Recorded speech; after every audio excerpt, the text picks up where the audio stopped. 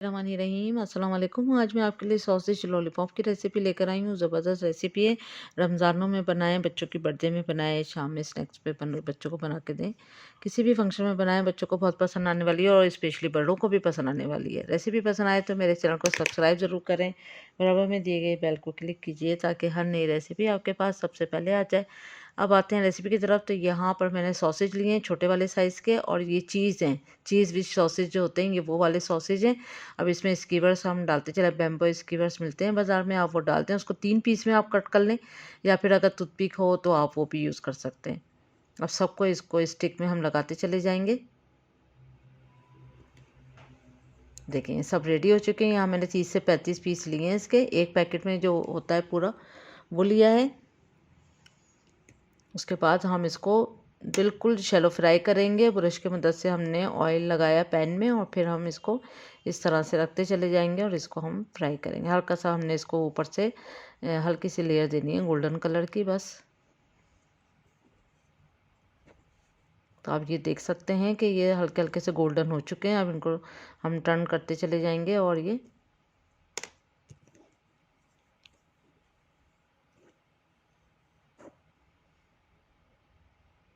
देखें golden colour आ चुका है इनका। थोड़ा थोड़ा सा टर्न करते रहेंगे।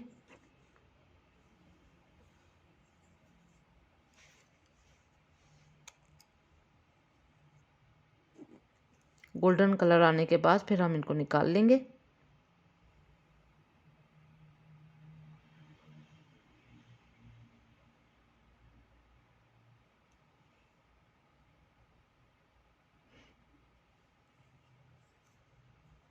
देखिए सब रेडी हो चुके हैं। अब इसकी हम कोटिंग रेडी करेंगे। तो उसके लिए हमने ऑल पर्पस फ्लोर चाहिए, मैदा हाफ कप, अंडा हमने एक ही डाला है, 2 हमने ले लिए थे लेकिन एक ही काफ़ी था। नमक हमने हाफ टी स्पून डाला है, और नमक आप अपने टेस्ट के हिसाब से भी डाल सकते हैं। चीनी हाफ टी स्पून। इसको थोड़ा सा करेंगे मिक्स। उसके बाद फिर हम इसमें दूध डाल देंगे 1/4 कप,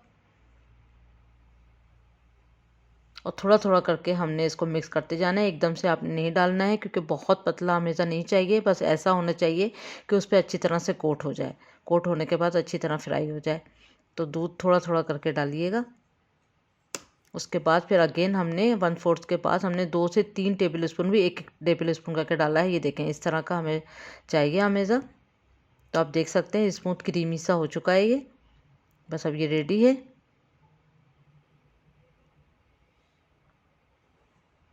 अच्छी तरह से रनी भी हो। अब सबसे पहले हम इसके मैदे के अमेज़े में डिप करेंगे अच्छी तरह से। थोड़ी देर इसको यहाँ पर रोकेंगे ताकि एक्स्ट्रा जो है वो नीचे ही गिर जाएगा।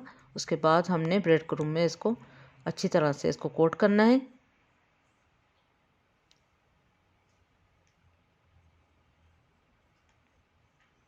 देखिए रेडी हो चुका है। दूसरा भी इसी तरह।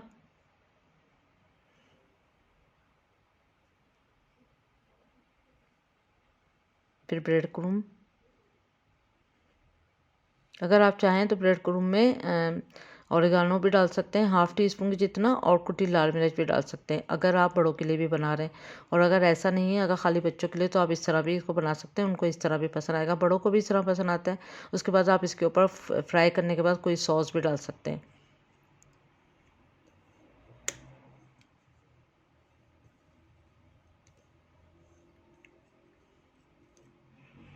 बस इसी तरह से हम सारे के सारे रेडी कर लेंगे।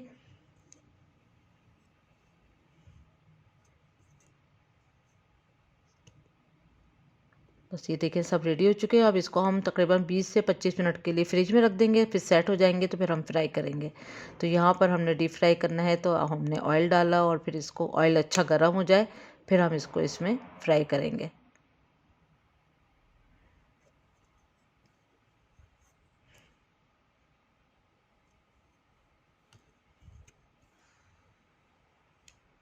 अच्छा गोल्डन कलर आने तक हमने इसको फ्राई करना है। आँच को मीडियम पे रखना है।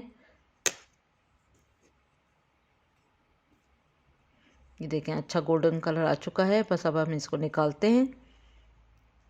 तो ये प्लेन वाले सॉसेज नहीं हैं, ये चीज़ वाले हैं। तो ये बहुत मज़ेदार हैं अंदर से भी। अच्छी तरह से तेल को झाड़ लेंगे और फिर इसी तरह से सारे सॉसेज को हम फ्राई कर लेंगे।